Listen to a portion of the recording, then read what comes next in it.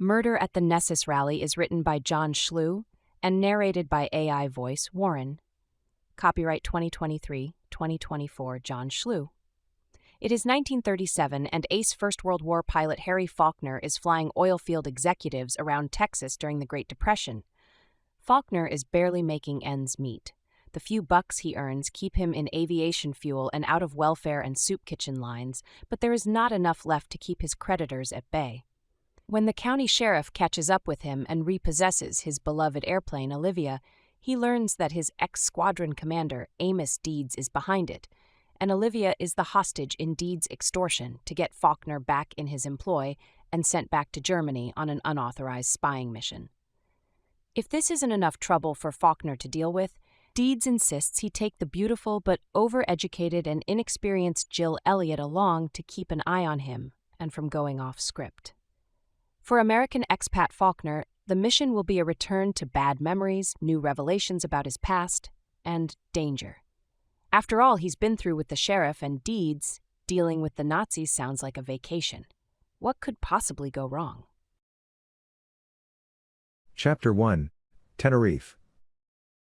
The American planted his foot on the shoeshine boy's box and studied the three-story stucco building over the newspaper's top.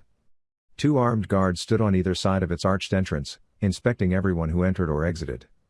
It was the second day the American had staked out the building, and he knew the sentries would change in another hour. When they did, he would move into position amid the hubbub of activity in the plaza. The American's contact in Santa Cruz was Dr. Juan Ballesteros, who had never met the American but agreed to host the visitor named Williams at his annual terrace viewing party, at the request of a fellow associate.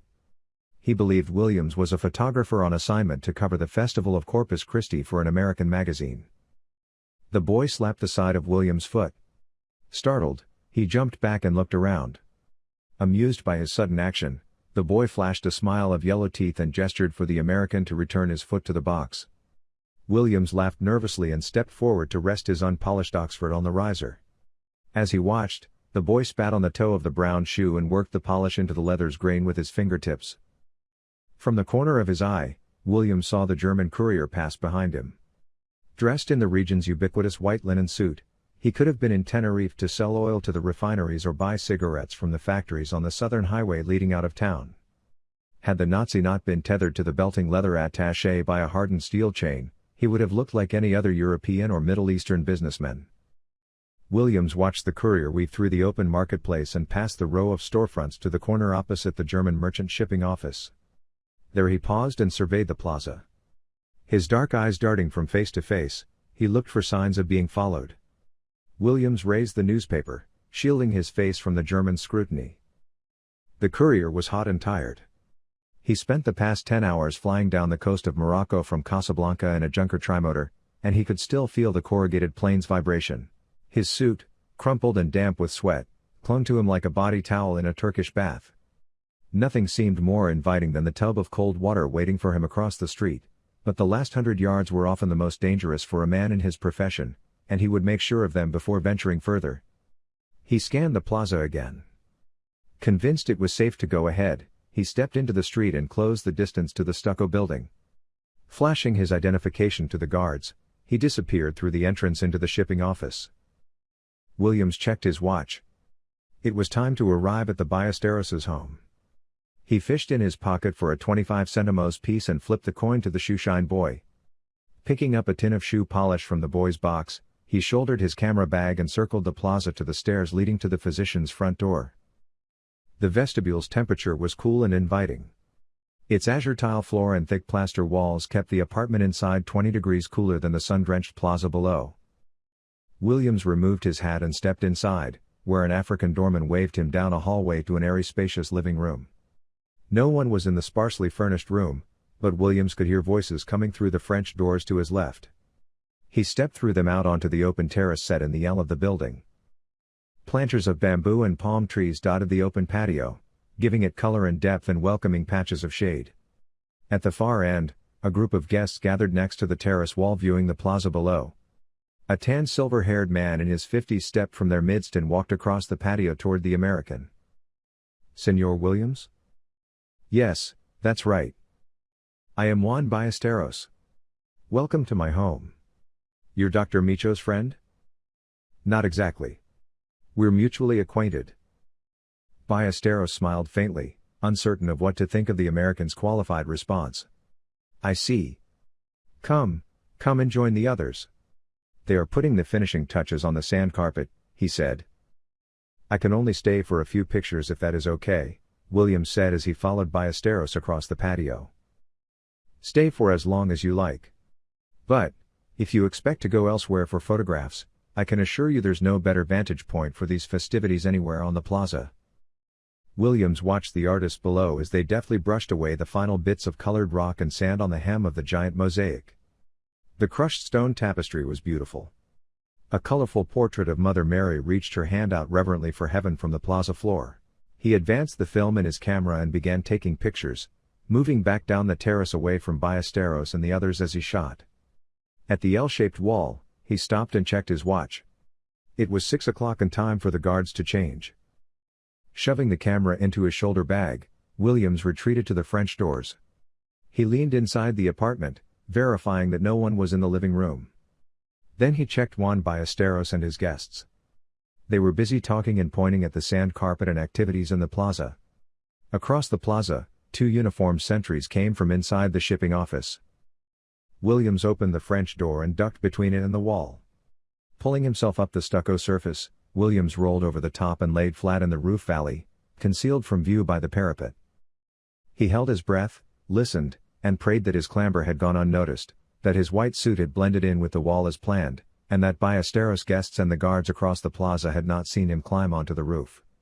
If an errant glance had caught his vault, he knew he would learn of it all too soon, and the consequences would be grave. He covered his face with his handkerchief and lay motionless in the sun. Night came, and the terrace grew dark and silent. A breeze picked up off the Atlantic, cooling the air and stirring the eucalyptus trees. William smelled their minty pine scent as he sat up and looked over the wall at the empty terrace below. He pulled a pair of black cotton pajamas over his suit and buttoned them to the neck, then reached into his camera bag, extracted the can of brown shoe polish he had taken from the shoeshine boy, and began smearing it lightly on his face. Laughter rose from the plaza, and Williams peered into the darkness below to find its source. He saw a couple on the far corner embracing and kissing in the faint light. It was a perfect diversion. Too bad he was not ready to take advantage of it. He returned to work, pulling rubber overshoes over his Oxfords and pushing his hands into leather gloves. If his hunch was correct, the courier had delivered a list of reflagged oil tankers. Once inside the shipping office, he would have to find and photograph it between the sentries' hourly rounds. William slipped the camera bag strap under his arm and over his head. He watched the entrance and waited for the guard to begin his 2 o'clock rounds, which would mark his assault on the building and leave one less set of eyes and ears to detect him crossing the rooftop. It was 1:45. On schedule, the light from inside the building shone through its windowed door, and William saw the guard's silhouette enter. He crouched and started up the roof's incline. Once over its peak, he quickened his traverse. Halfway across the rooftop, his footing gave way to a loose tile, and he slid feet first down the slope. His legs splayed, Williams flinched his butt cheeks and tensed the muscles in his legs and feet, trying to hold himself in place. Digging his toes into the rounded tiles, he spread his arms and legs and frantically grabbed for something to halt his fall from the rooftop. 2 rows of tile from the edge, the rubber overshoes finally gripped, stopping his slide. The tile he skated on lay shattered in the street below. Williams groped at the edges and corners of the tiles, searching for a fingerhold. The longer he probed, the higher his anxiety quickened his breathing. His heart thundered in his chest, and he was sure it would bounce him off the roof if he did not find something to grab. Had the American fallen on the plaza side, the sentry would have discovered him at once. But since he did not, there was no way of knowing if anyone below had heard his ruckus. He began breathing deeply, trying to control his respiration and fear. As his heartbeat slowed, he started inching his way back up the slope. Williams crouched and finished crossing the roof. From the peak, he saw the glow from a guard's cigarette in the plaza below. If the sentry heard anything, he was ignoring it. After the guard on rounds turned out the light in the balcony office, Williams waited 5 minutes before pulling a nylon climber's rope with twin rubber-coated grapples from the camera bag and casting one of the hooks across the expanse between the buildings. Snaring the far railing, he caught the second gaff over the chimney's edge behind him and cinched the rope taut. Testing its sag with his weight, he locked his ankles over the rope and pulled himself hand over hand to the balcony. The lock gave way easily to his flat jimmy, and Williams stepped silently into the office's dark interior. Pulling the drapes closed, he switched on a small flashlight and headed to the filing cabinet behind the desk. Williams unrolled a flannel sleeve of picks and went to work on the lock. Not finding what he was looking for, he turned to the desk and picked the center drawer lock. Various desk items and a ring of keys littered the drawer, but the list was not there either. He wondered if he was in the right office and crossed the room to the hallway door. The corridor was dark and quiet. Williams quickly calculated that there would not be time to search the half-dozen offices on this floor, much less the two below, before the guard's next rounds. He shut the door, switched the flashlight back on, and shined it around the room, looking for the list's hiding place. A watercolor of geraniums hung on the wall over the couch. Williams lifted the picture, expecting to find a safe. As he did, his foot touched something on the floor beneath the couch. It was the leather attaché. Remembering the keys in the center drawer, Williams carried the pouch to the desk. On the third try, he found the right key and pulled the straps free from their metal loops. The memorandum listing the reflagged tankers was inside. Williams removed his camera from the bag, set the aperture, and positioned the 3-page document under the desk lamp. He could not risk the light being on for more than seconds. He pulled the light chain and twisted the focus ring on the lens. Snapping the document's first page, the American quickly advanced the film and shot the remaining two before turning the light off. He had just returned the attaché to its hiding place under the couch when he heard footsteps in the hallway. He doused the flashlight and silently tripped to the balcony doors. Then he heard the corridor door open behind him. Stepping through the drawn drapes, he pulled the door open as far as the curtains allowed and slipped out onto the balcony, where he swung onto the rope and began pulling himself back to Ballesteros' rooftop. "Halt!" the guard shouted. Williams dropped to the rooftop and scrambled to the opposite slope. A gunshot rang out as he ducked from sight behind the ridge and ran for a few tentative steps before remembering the loose tile that had nearly claimed his life. Deciding his chances were better against the guard's marksmanship in the dark, Williams climbed back up the slope and started running down the roof's ridge. With unequal strides, he tested his footing as he went. Then he heard a second gunshot fired by the sentry in the plaza below. Williams looked back at the balcony. The first guard was pulling himself across the rope with his rifle slung from his back. The American was almost to the terrace wall when he felt his legs get knocked out from under him. Again, he tried to spread his body out to break his fall, but a bullet had shattered his knee, and his leg refused him. Clutching the useless limb, he skidded down the tiled slope and desperately grabbed at the roof's edge before plunging helplessly to the pavement below. Everything in his body went numb, like an injected painkiller had robbed him of all sensation and bodily control. Powerless to move, he looked up at the starry sky and knew he was dying. "Oh my God," he heard someone say. An elderly couple knelt over him. "Can you hear me?" the man asked. "American Embassy," Williams groaned. Something thick was collecting in his throat. He wanted to swallow but could not feel or move his jaw. "Get camera too." The matter choked out his words. "Don't let them get." He tried again. Blood began to trickle from his nose and the corner of his mouth. "Who are you?" the man asked. There was no answer. "What are we going to do?" the woman said in a hushed voice. "Just what he said," her husband answered. The couple heard the sentry's jackboots pounding on the pavement as the soldiers ran across the plaza toward them. The man pulled the bag from Williams' body with a sharp tug and grabbed his wife by the arm. Together they hurried into the shadows just as the guards arrived at the fall scene. The two soldiers were breathless. They looked around the street, then down at the body. The guard from the balcony stooped and checked Williams' pulse. "Dead," he said. The other grunted indifferently. "You stay with the body. I'll call the sergeant." Chapter 2, East Texas. The single-engine biplane bounced from one wheel to the other as it landed on the East Texas County Road in a cloud of red dust. 100 yards later it rolled to a halt in front of the turn-in leading to a run-down farmhouse. The fat bald man in the rear seat struggled out of the cockpit and rolled off the lower wing to the ground, his suit coat catching on a strut and tearing as he went down. "Damn it, Harry Falkner, this was a perfectly good $12 Sears and Roebuck suit. Now your airplane has ruined it. This is the last time you ever fly anyone from Waco Oil anywhere." Christ, you nearly killed me up there, the fat man swore, as he pulled his straw hat brim down hard atop his ears. Just relax, Wally, you were never in any real danger.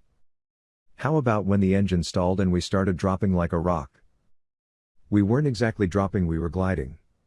This plane can glide for 3 miles or so and still land safely. Maybe you didn't hear me say that, because of the wind noise, Falkner said. Oh, I heard you all right, but it's obvious you weren't listening to me praying to God for a parachute. Look, I'm sorry, what can I tell you? Sometimes these things happen.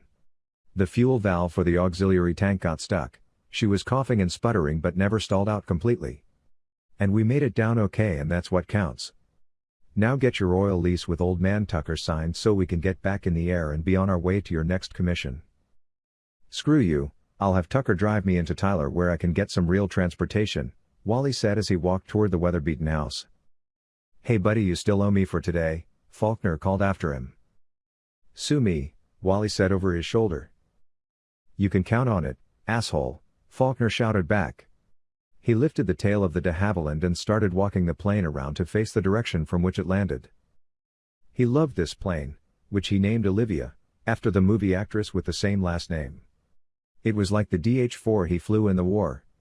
He bought it after he returned to the States for next to nothing from a banker gone bust in Fort Worth. Then he rebuilt the engine, added a second fuel tank, and started a one-man crop dusting business. Things went along okay for a while and Falkner considered buying a second plane and hiring a pilot. That was, until the drought turned the fields into the Dust Bowl, and there were no more crops to save from insects. When farmers started packing up and moving west, Falkner began flying oil men around East Texas, instead of following them to California to see if Hollywood needed another stunt pilot, or flying U.S. mail for the post office. While he was not getting rich, he found a way to make ends meet most months, and that beat standing in unemployment and soup kitchen lines. He had just centered the plane on the road and dropped the tail when the sheriff's car pulled up in front of Olivia. A young man in a cowboy hat with a badge pinned to his shirt stepped out of the Dodge and draped his arms over the top of the driver's door. I'm looking for a Mr. Harry Falkner. You him? Who's asking? Falkner said. Sheriff Cletus J. McCoy. You're talking to his deputy Buck Curtis. The sheriff sent me to deliver some papers. Some fellers over at Waco Oil told him Falkner would be flying into these parts today. Falkner didn't welcome any news he was not expecting, but it would be hard if not impossible to deny who he was, given he was standing next to an airplane in the middle of a makeshift runway in Sheriff Cletus J. McCoy's county. Okay, I'm Falkner, he said, walking toward the Dodge with his hand extended for the papers. Not so fast, I'm supposed to verify who you are. This here is a legal document signed by a judge. Sheriff McCoy said I was only to turn it over to Mr. Falkner. You got some identification, he asked. Falkner dug in his back pocket and pulled out his Texas driver's license. The deputy examined it, then pushed the envelope into Falkner's hand. It was a court order repossessing the de Havilland. What the hell is this? There's been some mistake, I've never heard of this bank, much less done business with it. I don't have time for this, I'm late for an appointment in Dallas, Falkner said as he started to climb into the biplane's cockpit. Curtis closed the car door and walked to the front of the de Havilland with his hand on his holstered revolver. Hold on, Sheriff said I was to leave the plane where I found it and bring you back to town. And if you refuse to come peacefully, I'm to arrest you, the deputy said. Falkner frowned and considered his options. Buck was a big, physically fit cowboy, so trying to get past him wouldn't be easy or something Falkner wanted to try at his age. He was also a young and idealistic lawman, so bribing him wasn't likely to get Falkner anywhere but handcuffed. He wadded up the foreclosure document and stuffed it in his pocket. As he got into the Dodge, he turned and looked back at the de Havilland. The sun was setting on the horizon behind it, throwing long shadows from its wing struts and casting a reddish-gold reflection off the tan canvas stretched over its top wing. Olivia, old girl, I'll be back for you as soon as I can, he said. John Schlue is a novelist and author of short fiction and poetry.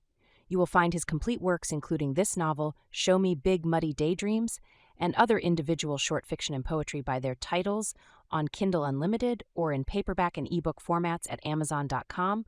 Search by his name.